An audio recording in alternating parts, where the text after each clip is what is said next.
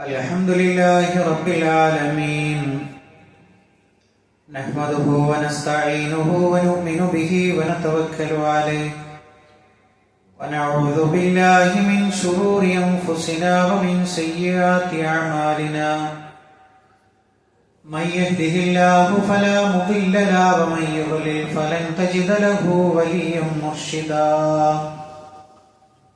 اللهم صل على محمد وعلى آل محمد كما صليت على إبراهيم وعلى آل إبراهيم إنك حميد مجيد اللهم بارك على محمد وعلى آل محمد كما باركت على إبراهيم وعلى آل إبراهيم إنك حميد مجيد أما بعد فإن خير الحديث كتاب الله وخير الهدي هدي محمد صلى الله عليه وسلم وشر الأمور محدثاتها وكل محدثة بدعة وكل بدعة ضلالة وكل ضلالة في النار يا أيها الذين آمنوا اتقوا الله حق تقاته ولا تموتن إلا وأنتم مسلمون സ്നേഹമുള്ള സത്യവിശ്വാസികളെ വിശ്വാസിനികളെ ലോകരക്ഷിതാവും പ്രപഞ്ചങ്ങളുടെ പരിപാലകനുമായ അല്ലാഹുവിന്റെ ആജ്ഞകളും നിർദ്ദേശങ്ങളും ജീവിതത്തിന്റെ എല്ലാ മേഖലകളിലും പാലിക്കണമെന്ന് ഉണർത്തുകയാണ്, ഓർമ്മപ്പെടുത്തുകയാണ്. റഹ്മാനായ റബ്ബ് നമ്മുടെ ഈ കൂടിച്ചേരൽ ഉഖ്റവിയായ ലോകത്തേറെ നന്മകൾ ലഭിക്കുന്ന അമലുകളിൽ ഉൾപ്പെടുത്തി അനുഗ്രഹിക്കുമാറാകട്ടെ. സ്നേഹമുള്ള സത്യവിശ്വാസികളെ, നമ്മളൊരു പുതുവർഷത്തിലേക്ക് ഇൻഷാ അല്ലാഹ് നാളെ മുതൽ പ്രവേശിക്കാനിരിക്കുകയാണ്. ഹിജ്റ വർഷം ആരംഭിക്കുകയാണ്, അഥവാ മുഹറം 1 നാളെയാണ്. അപ്പൊ ഇസ്ലാമിക കലണ്ടർ പ്രകാരം ഒരു പവിത്ര മാസം കൊണ്ട് ആരംഭിക്കുകയും ഒരു പവിത്ര മാസം കൊണ്ട് അവസാനിക്കുകയും ചെയ്യുന്നു എന്നുള്ളതാണ് ഹിജ്റ കലണ്ടറിന്റെ പ്രത്യേകത. നമ്മളിപ്പോ ഇന്ന് ജീവിക്കുന്ന ഈ ഒരു ദിവസം എന്ന് പറയുന്നത് ദുൽഹിജ്ജ മാസത്തിലെ ഹജ്ജ് മാസങ്ങളിൽപ്പെട്ട ആ ഒരു മാസത്തിലാണ് നമ്മൾ ഉള്ളത്. അപ്പൊ ഇത് കഴിഞ്ഞ് ഈ ഒരു ഹിജ്റ കലണ്ടർ നമ്മൾ ഇവിടെ അവസാനിക്കുകയാണ്. ഇനി ഇൻഷാ അല്ലാഹ് നാളെ ശനിയാഴ്ച മുതൽ നമുക്ക് മുഹറം 1 അഥവാ ഒരു പവിത്രമായ ഒരു മാസമാണ് ഹിജ്റ കലണ്ടറിന്റെ തുടക്കം. വിശുദ്ധ ഖുർആൻ തന്നെ സൂചിപ്പിച്ചതുപോലെ അല്ലാഹു സുബ്ഹാനഹു തആല ലോകം പടച്ചത് മുതൽ, ആകാശഭൂമികളെ പടച്ചത് മുതൽ അള്ളാഹുവിന്റെ അടുക്കൽ മാസങ്ങളുടെ എണ്ണം 12 ആകും. മിൻഹ അർബഅത്തുൻ ഹുറും, അതിൽ 4 പവിത്രമായതാണ്. അപ്പൊ അല്ലാഹു സുബ്ഹാനഹു തആല ഈ ലോകത്തെ പടച്ചത് മുതൽ അള്ളാഹുവിന്റെ കണക്കിൽ 12 മാസമാണ്, അതിൽ 4 പവിത്രമാണ്. അപ്പൊ ഏതൊക്കെയാണ് 4 പവിത്രമായത്? മഹാനായ റസൂലുള്ളാഹി സ്വല്ലല്ലാഹു അലൈഹി വസല്ലമ അതിനെ കൃത്യമായി വിശദീകരിച്ചു തന്നു. ഇന്ന സമാന ഖദ് ഇസ്തദാറ കഹൈഅതിഹി യൗമ ഖലഖ സമാവാതി വൽ അർദ് അസ്സനതു 12 ശഹ്റ. കൊല്ലം എന്ന് പറയുന്നത് 12 മാസമാണ്. മിൻഹ അർബഅത്തുൻ ഹുറും, അതിൽ 4 പവിത്രമായതാണ്. സലാത്തുൽ മുതവാലിയാത്ത്, 3 തുടർച്ചയായി വരുന്നത്. എന്നിട്ട് പ്രവാചകൻ സല്ലല്ലാഹു അലൈഹി വസല്ലമ എണ്ണി പറഞ്ഞു, ദുൽഖഅദ വദുൽഹിജ്ജ വൽ മുഹറം, 3 തുടർച്ചയായി വരുന്നത്. വറജബ് മുദർ ഗോത്രത്തിന്റെ റജബ്, അങ്ങനെ പറഞ്ഞാൽ മുദർ ഗോത്രം റജബിന് അത്രമാത്രം വളരെ കണിശമായിട്ട് അന്ന് യുദ്ധങ്ങളൊന്നും നടക്കുകയില്ല, അതിനൊരു പവിത്രത കൽപ്പിച്ചിരുന്നു എന്നുള്ളതാണ്. ജാഹിലിയ കാലഘട്ടത്തിൽ തന്നെ അങ്ങനെയാണ്. അതുകൊണ്ട് മുദറിന്റെ റജബ് അല്ലദീ ബൈന ജുമാദ വ ശഅബാൻ, ശഅബാനിന്റെയും ജുമാദയുടെയും ഇടയിൽ വരുന്ന റജബുമാണ് പവിത്രമായ മാസങ്ങൾ എന്ന് പ്രവാചകൻ സല്ലല്ലാഹു അലൈഹി വസല്ലം എണ്ണി പറഞ്ഞു. അപ്പൊ നമ്മളെ സംബന്ധിച്ചിടത്തോളം എന്താണ് പ്രിയപ്പെട്ടവരെ ഈ പവിത്ര മാസത്തിന്റെ പ്രത്യേകത? ദീർഘമായി അതിനെ വിശദീകരിക്കുന്നില്ല. നമുക്ക് എല്ലാവർക്കും അറിയാവുന്നതുപോലെ 950 കൊല്ലം ജീവിച്ച മഹാനായ നൂഹ് നബി അലൈഹിസ്സലാമയുടെ ജനതയും അല്ലാഹുവിന്റെ റസൂൽ സല്ലല്ലാഹു അലൈഹി വസല്ലമയുടെ ഉമ്മത്ത് അമാർ ഉമ്മത്തി മാ ബൈന 60 വ 70, എന്റെ ഉമ്മത്തിന്റെ ആയുസ് 60ന്റെയും 70ന്റെയും ഇടയിലാണ്. ആ ഉമ്മത്തും റബ്ബിന്റെ മുമ്പിൽ ഹാജരാക്കപ്പെടുന്ന സമയത്ത് എങ്ങനെയാണ് നന്മയിൽ തത്തുല്യമാവുക? അള്ളാഹു ഇതുപോലെയുള്ള ഒട്ടനവധി അവസരങ്ങൾ നമുക്ക് നൽകുന്നുണ്ട്. പവിത്രമായ മാസങ്ങളിൽ നമ്മൾ ചെയ്യുന്ന അമലുകൾക്ക് അള്ളാഹുവിന്റെ അടുക്കൽ പ്രത്യേകമായ പരിഗണനയും ശ്രേഷ്ഠതയും പുണ്യവുമുണ്ട് എന്നതാണ് അതിന്റെ ആകത്തുക എന്ന് പറയുന്നത്. പ്രിയപ്പെട്ടവരെ, മുഹറം മാസവുമായി ബന്ധപ്പെട്ട ചില കാര്യങ്ങളുണ്ട്. അതിന്റെ പ്രത്യേകതയിലേക്ക് പ്രവേശിക്കുമ്പോൾ അതിന് രണ്ട് വശങ്ങളുണ്ട്. ഒന്ന് അതിന്റെ പുണ്യത്തിന്റെ വശവും, രണ്ടാമത്തത് അന്ധവിശ്വാസത്തിന്റെ വശവും. ആദ്യമായി പുണ്യത്തിന്റെ വശം എന്താണെന്ന് പരിശോധിക്കാം. ഖാല സ്വല്ലല്ലാഹു അലൈഹി വസല്ലം അഫ്ളലു സിയാമി ബഅദ റമളാൻ. റമളാനിന് ശേഷം അല്ലാഹുവിന് ഏറ്റവും പ്രിയങ്കരമായ നോമ്പ് എന്ന് പറയുന്നത് ശഹ്റുല്ലാഹിൽ മുഹറം, മുഹറമിൽ നിങ്ങൾ എടുക്കുന്ന നോമ്പാണ്. അപ്പൊ സുന്നത്തായ ഫർളിന് ശേഷം ഐച്ഛികമായി സുന്നത്തായി നമ്മൾ എടുക്കാൻ ഉദ്ദേശിക്കുന്നുവെങ്കിൽ അത് മുഹറം മാസത്തിലാവട്ടെ എന്നുള്ളത് നമുക്കൊക്കെ തീരുമാനിക്കാൻ പറ്റിയ ഒരു മാസമാണ് ഇൻഷാ അല്ലാഹ് നാളെ മുതൽ ആരംഭിക്കുന്നത്. അള്ളാഹുവിൻ ഈ മാസത്തിൽ എടുക്കുന്ന നോമ്പിന് അത്രമേൽ പ്രത്യേകതയുണ്ട് അള്ളാഹുവിന്റെ അടുക്കൽ എന്ന് മഹാനായ റസൂലുള്ളാഹി സ്വല്ലല്ലാഹു അലൈഹി വസല്ലം പഠിപ്പിക്കുകയാണ്. മറ്റൊരു ഹദീസിൽ നമുക്ക് കാണാം, അഫ്ളലു സിയാമി ബഅദ റമളാൻ, റമളാനിന് ശേഷം ശ്രേഷ്ഠമായ നോമ്പ് ശഹ്റുല്ലാഹിൽ മുഹറം. ആ വാചകം നോക്കൂ, അല്ലാഹുവിന്റെ റസൂൽ സ്വല്ലല്ലാഹു അലൈഹി വസല്ലം പറഞ്ഞ വാചകം ശഹ്റുല്ലാഹിൽ മുഹറം, അല്ലാഹുവിന്റെ മാസമായ മുഹറം എന്നാണ് പറഞ്ഞത്. ഒരു മാസത്തെയും അങ്ങനെ ചേർത്ത് പറഞ്ഞിട്ടില്ല. മാത്രമല്ല, അള്ളാഹുവിലേക്ക് ചേർത്തി പറയണമെങ്കിൽ അതിന് അത്രമേൽ പ്രാധാന്യമുള്ളത് കൊണ്ടാണ് ശഹ്റുല്ലാഹിൽ മുഹറം. പിന്നെയോ വഅഫ്ളലു സ്വലാത്തി ബഅദൽ ഫരീള, ഫർള് നമസ്കാരം കഴിഞ്ഞാൽ ഏറ്റവും അഫ്ളലായ നമസ്കാരം എന്ന് പറയുന്നത് സ്വലാത്തുൽ ലൈൽ, രാത്രിയിൽ നിങ്ങൾ നിർവഹിക്കുന്ന നമസ്കാരമാണ് എന്ന് പ്രവാചകൻ സല്ലല്ലാഹു അലൈഹി വസല്ലം പഠിപ്പിക്കുകയുണ്ടായി. ഇനിയോ, അപ്പൊ ഇത്രമാത്രം അതിന് പ്രാധാന്യമുണ്ട്. ഇനി മറ്റൊരു കാര്യം, മറ്റൊരു ഹദീസിൽ നമുക്ക് കാണാം, മഹാനായ റസൂലുള്ളാഹി സ്വല്ലല്ലാഹു അലൈഹി വസല്ലം മദീനത്തേക്ക് വന്നു. അപ്പോഴോ ഫവജദ യഹൂദു സിയാമ, ജൂതന്മാരായ ആളുകൾ നോമ്പെടുക്കുന്നത് കണ്ടു. അതെന്നായിരുന്നു? യൗമ ആശുറ, ഈ മുഹറം മാസത്തിലെ 10-ാം ദിവസമാണ് അവർ നോമ്പെടുക്കുന്നത്. ഫഖാല ലഹും റസൂലുള്ളാഹി സ്വല്ലല്ലാഹു അലൈഹി വസല്ലം, പ്രവാചകൻ സ്വല്ലല്ലാഹു അലൈഹി വസല്ലം അവരോട് ചോദിച്ചു, മാ ഹാദൽ യൗമുല്ലദീ തസൂമുനഹു, നിങ്ങൾ എടുക്കുന്ന ഈ നോമ്പ് നോൽക്കുന്ന ഈ ദിവസം അതിന് എന്ത് പ്രത്യേകതയാണുള്ളത്? ഫഖാലു, അവര് പറഞ്ഞു, ഹദാ യൗമുൻ അദീം, ഇത് വളരെ വമ്പിച്ച മഹത്തായ ഒരു ദിവസമാണ്. അൻജല്ലാഹു ഫീഹി മൂസ വഖൗമുഹു, അല്ലാഹു മൂസാ നബി അലൈഹിസ്സലാമിനെയും അദ്ദേഹത്തിന്റെ ജനതയെയും രക്ഷപ്പെടുത്തിയ ദിവസമാണ്. വഗറഖ ഫിർഔന വഖൗമുഹു, ഫിർഔനെ മുക്കി നശിപ്പിക്കുകയും അതേപോലെ തന്നെ അതിനെ അവന്റെ കൂട്ടാളികളെയും മുക്കി നശിപ്പിക്കുകയും ചെയ്ത ദിവസമാണ് ഇന്ന്. ഫസാമഹു മൂസ ശുക്ര, അതിന്റെ നന്ദി സൂചകമായി മൂസ എന്ത് ചെയ്തു? നോമ്പെടുത്തു അലൈഹിസ്സലാം. ഫനഹ്നു നസൂമുഹു, അതുകൊണ്ട് ഞങ്ങളും നോമ്പെടുക്കുന്നു എന്ന് ജൂതന്മാർ പറഞ്ഞു വെച്ചു. അപ്പോഴോ മഹാനായ റസൂലുള്ളാഹി സ്വല്ലല്ലാഹു അലൈഹി വസല്ലമയുടെ മറുപടി എന്താണ്? ഫഖാല റസൂലുള്ളാഹി സ്വല്ലല്ലാഹു അലൈഹി വസല്ലം ഫനഹ്നു അഹഖു വഔലാ ബിമൂസാ മിൻകും, നിങ്ങളെക്കാൾ മൂസയോട് ഏറ്റവും അടുത്തു നിൽക്കുന്നത് ഞങ്ങളാണ്. എന്നിട്ട് പ്രവാചകൻ സല്ലല്ലാഹു അലൈഹി വസല്ലം എന്ത് ചെയ്തെന്ന് അറിയാമോ? ഫസാമഹു റസൂലുള്ളാഹി സ്വല്ലല്ലാഹു അലൈഹി വസല്ലം, പ്രവാചകൻ ആശുറ ദിവസം നോമ്പെടുത്തു. ആശുറ എന്ന് പറയുന്നത് ഏത് ദിവസമാണ്? മുഹറം 10-ന്റെ അന്ന്. അന്ന് പ്രവാചകൻ സല്ലല്ലാഹു അലൈഹി വസല്ലം നോമ്പെടുത്തു. വഅമറ ബിസിയാമിഹി, നോമ്പ് നോൽക്കാൻ വേണ്ടി കൽപ്പിക്കുകയും ചെയ്തു. എന്നിട്ടോ മറ്റൊരു കാര്യം കൂടി ചേർത്തു പറഞ്ഞതായിട്ട് കാണാൻ കഴിയും. പ്രവാചകൻ സല്ലല്ലാഹു അലൈഹി വസല്ലം പറയുകയാണ്, അടുത്ത ഒരു വർഷം വരികയാണെങ്കിൽ നിങ്ങൾ എന്ത് ചെയ്യണം? 9-ന്റെ അന്നും ഞാൻ നോമ്പെടുക്കും എന്ന് പ്രവാചകൻ സല്ലല്ലാഹു അലൈഹി വസല്ലം പറഞ്ഞു. കാരണം എന്താണ്? ജൂതന്മാരോട് നമ്മൾ എതിരാകണം. ആ അർത്ഥത്തിൽ പ്രവാചകൻ സല്ലല്ലാഹു അലൈഹി വസല്ലം പറഞ്ഞു, അടുത്ത ഒരു വർഷം ഉണ്ടെങ്കിൽ ഞാൻ 9-ന്റെ അന്നും നോമ്പെടുക്കും. എന്നിട്ടോ പ്രവാചകൻ സല്ലല്ലാഹു അലൈഹി വസല്ലമക്ക് പിന്നീട് എന്താ സംഭവിച്ചത്? ഫലം യഅതിൽ ആമൽ മുഖ്ബിൽ, തൊട്ടടുത്ത ആ ഒരു മുഹറം വരുന്നതിന് മുമ്പ് തന്നെ പ്രവാചകൻ സല്ലല്ലാഹു അലൈഹി വസല്ലമ വഫാത്തായി പോയി എന്ന് പ്രവാചകൻ സല്ലല്ലാഹു അലൈഹി വസല്ലമയുടെ ഹദീസ് വിശദീകരിച്ചതുകൊണ്ട് നമുക്ക് കാണാൻ കഴിയും. പണ്ഡിതന്മാർ വിശദീകരിച്ചതായി കാണാൻ കഴിയും. ചുരുക്കത്തിൽ പ്രിയപ്പെട്ടവരെ, ഒരുപാട് ഫളലുകളുള്ള ശ്രേഷ്ഠതകളുള്ള ഒരു മാസമാണ് ഇൻഷാ അല്ലാഹ് നാളെ മുതൽ ആരംഭിക്കാനിരിക്കുന്നത്.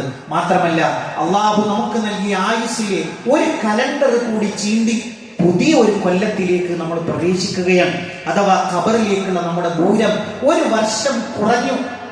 ഇനി വളരെ കുറഞ്ഞ ഒരു സമയം മാത്രമാണ് നമ്മുടെ മുമ്പിലുള്ളത് എന്ന ഒരു ഓർമ്മപ്പെടുത്തൽ കൂടി വേണം. ഇനി രണ്ടാമത്തെ അതിന്റെ ഒരു ഭാഗം എന്ന് പറഞ്ഞ് നമ്മൾ സൂചിപ്പിച്ചല്ലോ, അതിന്റെ ഒരു അന്ധവിശ്വാസത്തിന്റെ ഒരു ഭാഗമുണ്ട്. അതെന്താണ്? നമ്മളുടെ ഭൂരിഭാഗം വരുന്ന മുസ്ലിമീങ്ങൾ ഈ പവിത്രമായി അള്ളാഹുവും അവന്റെ റസൂലും ദീനിൽ വരച്ചു കാണിച്ച ഈ ഒരു മാസത്തോട് അവരുടെ നിലപാട് എന്താണ്? 1 മുതൽ 10 വരെ ദുശകുനമാണ് പോലും. ചില സാധുക്കളായ ആളുകളെ തെറ്റിദ്ധരിപ്പിച്ചിരിക്കുകയാണ്. അതെങ്ങനെയാണ് മനസ്സിലാക്കാൻ കഴിയുക? ഒരു മംഗളകരമായ കർമ്മവും ഈ മുഹറം മാസത്തിൽ നടക്കുകയില്ല. ഒരു വിവാഹം നടക്കുകയില്ല, ഒരു പുതിയ വീട് കൂടൽ നടക്കുകയില്ല, ഒരു യാത്ര നടക്കുകയില്ല, ഒരു കച്ചവടം ആരംഭിക്കുക പോലുമില്ല. ഈ ഒരു മാസത്തിൽ ഓഡിറ്റോറിയങ്ങളും ഹാളുകളും ഒക്കെ ഫ്രീ ആയിരിക്കും. ആർക്കും എവിടെയും ഒരു തിരക്കുണ്ടാവുകയില്ല. എന്താ കാര്യം? മുഹറം എന്ന് പറഞ്ഞാൽ 10 അങ്ങോട്ട് കഴിയട്ടെ. എന്താ ഈ 10ന്റെ പ്രത്യേകത? 10 വരെ നഹ്സാണ് പോലും എന്ന് നമുക്കൊരു നാട്ടിലുള്ള ഒരു ചരിത്രമായിട്ട് കാണാൻ കഴിയും. ഈ 10ന്റെ ഈ ഒരു ചരിത്രം എവിടെ നിന്നാ വന്നത്? മഹാനായ ഹുസൈൻ ബിൻ അലി റളിയല്ലാഹു അൻഹു, അലി റളിയല്ലാഹു അൻഹുവിന്റെ മകൻ ഹുസൈൻ റളിയല്ലാഹു അൻഹു ഈ ഒരു മാസത്തിൽ, അഥവാ ഈ മുഹറം 10ന്റെ അന്ന് കർബലയിൽ വെച്ച് കൊല്ലപ്പെട്ടു. വളരെ മോശകരമായ രൂപത്തിലാണ് കൊല്ലപ്പെട്ടത്. അപ്പൊ ഷിയാക്കളായിട്ടുള്ള ആളുകൾ അതിനെ ഒരു ദുശകുനമായിട്ട് അന്ന് അവർ തെരുവിലിറങ്ങും. അന്ന് രക്തം ചിന്തും, യാ അലി യാ ഹുസൈൻ എന്നൊക്കെ വിളിച്ചു പറഞ്ഞ് തെരുവോരങ്ങളിലൂടെ അവർ നടക്കും. എന്നിട്ടോ അവരിൽ നിന്ന് സൂഫികളായിട്ടുള്ള, അതേപോലെ തന്നെ അവരിൽ നിന്ന് ത്വരീഖത്തിന്റെ ആളുകൾ അത് കടമെടുത്തു. അങ്ങനെ ജാഥയൊന്നില്ലെങ്കിൽ പോലും അവരിലുള്ള ആ വിശ്വാസത്തിന്റെ കാമ്പ് അന്ന് മംഗളകരമായ ഒരു കർമ്മവും നടത്താൻ പാടില്ല എന്ന ആ ഒരു ചിന്തയുടെ കാമ്പെടുത്ത് നമ്മുടെ ഉമ്മത്തിലേക്ക് വ്യാപകമായി പ്രചരിക്കുകയുണ്ടായി. അത് നമുക്ക് നമ്മുടെയൊക്കെ നാട്ടുനടപ്പിൽ കാണാൻ കഴിയും.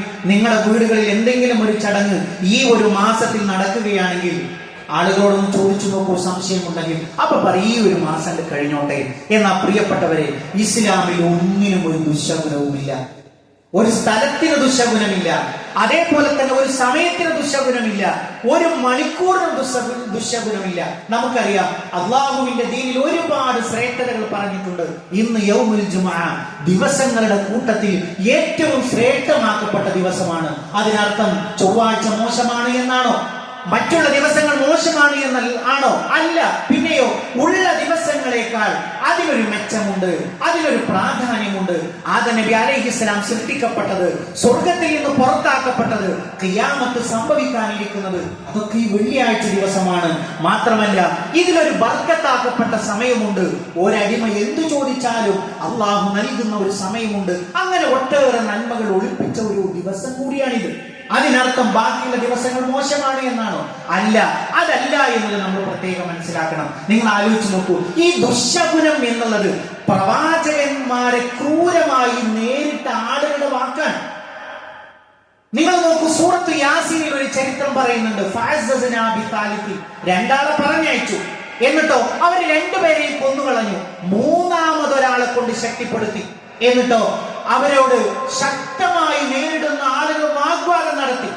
നിങ്ങൾ ഞങ്ങളെപ്പോലെയുള്ള മനുഷ്യന്മാരാണ്, നിങ്ങളൊന്നും നബിമാരല്ല, നിങ്ങളൊക്കെ കള്ളന്മാരാണ്, വ്യാജന്മാരാണ് എന്ന് പറഞ്ഞപ്പോ വമാ അലൈനാ ഇല്ലൽ ബലാഗുൽ മുബീൻ, ഉമ്മത്തെ നിങ്ങൾ കേട്ടോ, നിങ്ങളോട് തർക്കിക്കുക എന്നുള്ളത് ഞങ്ങളുടെ ഡ്യൂട്ടിയല്ല.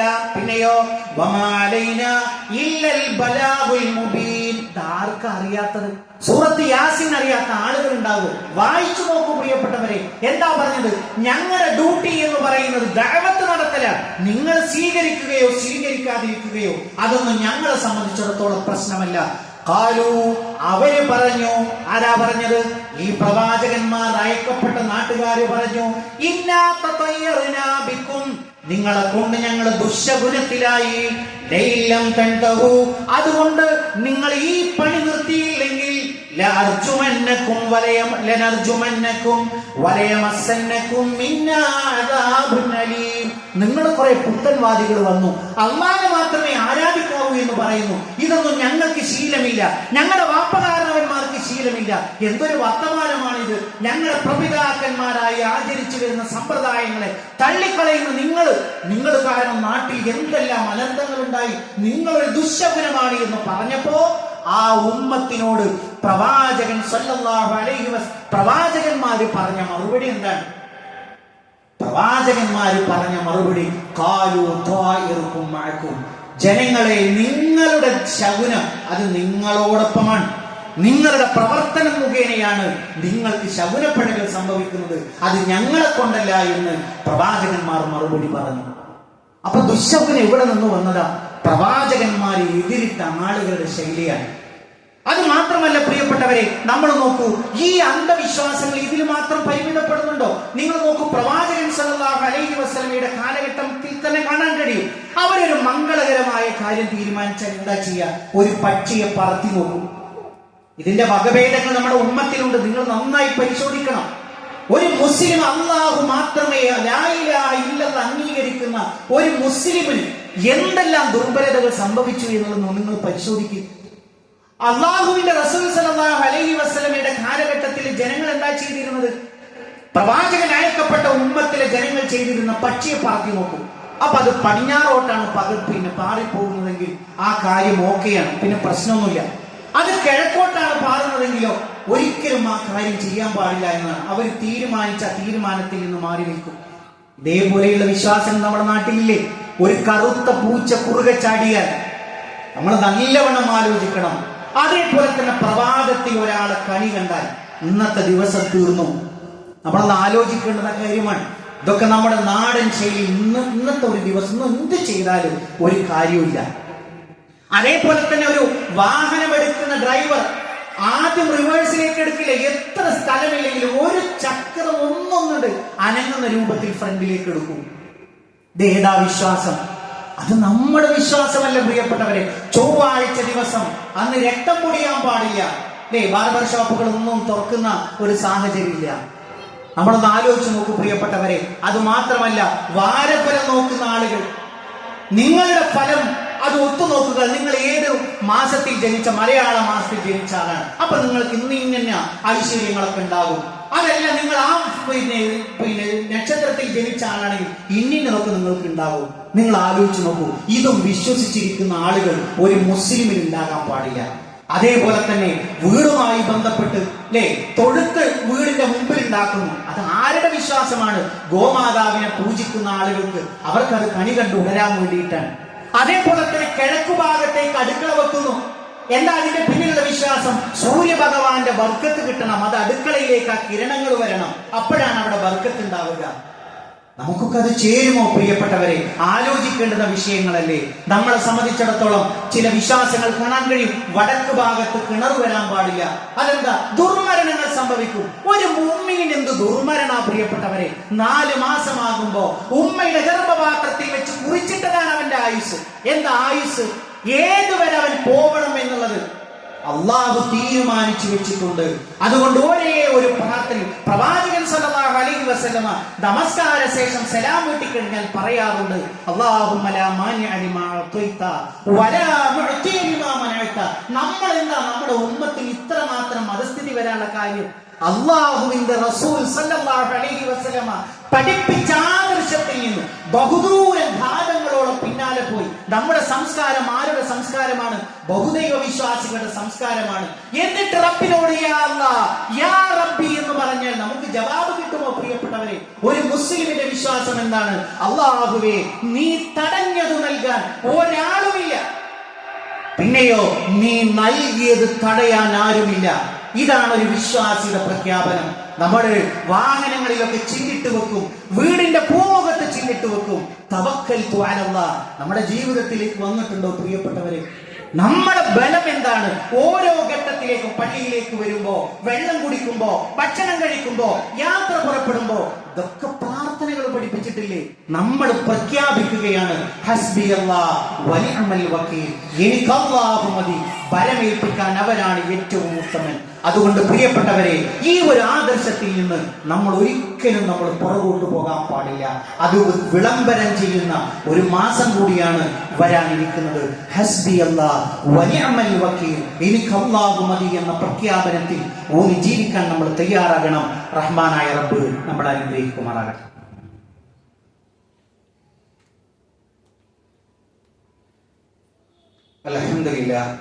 അൽഹംദുലില്ലാഹി റബ്ബിൽ ആലമീൻ വസ്സലാത്തു വസ്സലാമു അലാ റസൂലിഹിൽ അമീൻ നബിയിനാ വഹബീബിനാ മുഹമ്മദിൻ സല്ലല്ലാഹു അലൈഹി വസല്ലം വഅലാ ആലിഹി വസഹ്ബിഹി അജ്മഈൻ. അമ്മാ ബഅദ്. പ്രിയപ്പെട്ട സത്യവിശ്വാസികളെ, വിശ്വാസിനികളെ, ഒരിക്കൽ കൂടി അള്ളാഹുവിന്റെ ആജ്ഞാനിർദ്ദേശങ്ങൾ ജീവിതത്തിന്റെ എല്ലാ മേഖലകളിലും പാലിക്കണമെന്ന് ഉണർത്തുകയാണ്, ഓർമ്മപ്പെടുത്തുകയാണ്. നേരത്തെ സൂചിപ്പിച്ചതുപോലെ നമ്മുടെ ജീവിതം നമ്മുടെ ആദർശം പോലെ ശുദ്ധിയുള്ളതായിരിക്കണം. അള്ളാഹുവിനെ മാത്രമേ ആരാധിക്കാവൂ. മരണം വരെ ആ ഒരു കലിമ ചൊല്ലി മരിക്കുക എന്നുള്ള ഒരു ലക്ഷ്യമാണ് ഒരു സത്യവിശ്വാസിക്ക് ഉണ്ടായിരിക്കേണ്ടത് എന്നൊരു കാര്യമാണ് ഉണർത്തിയിട്ടുള്ളത്. മറ്റൊരു കാര്യം വളരെ പ്രാധാന്യത്തോടു കൂടി സൂചിപ്പിക്കാനുള്ളത്, നമ്മൾ ഇന്ന് പള്ളിയിൽ ഒരു കളക്ഷൻ എടുക്കുന്നുണ്ട്. അതെന്തിനാണെന്ന് ചോദിച്ചാൽ, നമ്മളുടെ ഈ ഒരു പ്രദേശത്തുകാരായിട്ടുള്ള വിശപ്പ് അനുഭവിക്കുന്ന ഒരു വിശപ്പ് രഹിത കുടുംബം എന്നതാണ് അതിൻ്റെ ഒരു ടൈറ്റിൽ ഉള്ളത്. അതായത് അങ്ങേയറ്റം പ്രയാസപ്പെടുന്ന ആളുകൾക്ക് ഒരു കൈപോലും അറിയാതെ അവരുടെ വിശപ്പിനെ നീക്കുക എന്നുള്ള ഒരു രൂപത്തിൽ ആസൂത്രണം ചെയ്തൊരു പദ്ധതിയാണ്. അപ്പൊ ഇന്ന് വെള്ളിയാഴ്ച ഇത്തരത്തിലുള്ള എല്ലാ പള്ളികളിൽ നിന്നും അതിന് കളക്ഷൻ എടുക്കുന്നുണ്ട്.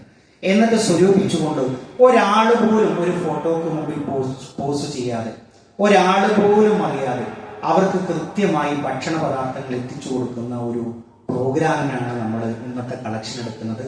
അപ്പൊ എല്ലാവരും ആ കാര്യം പ്രത്യേകം ശ്രദ്ധിക്കുക.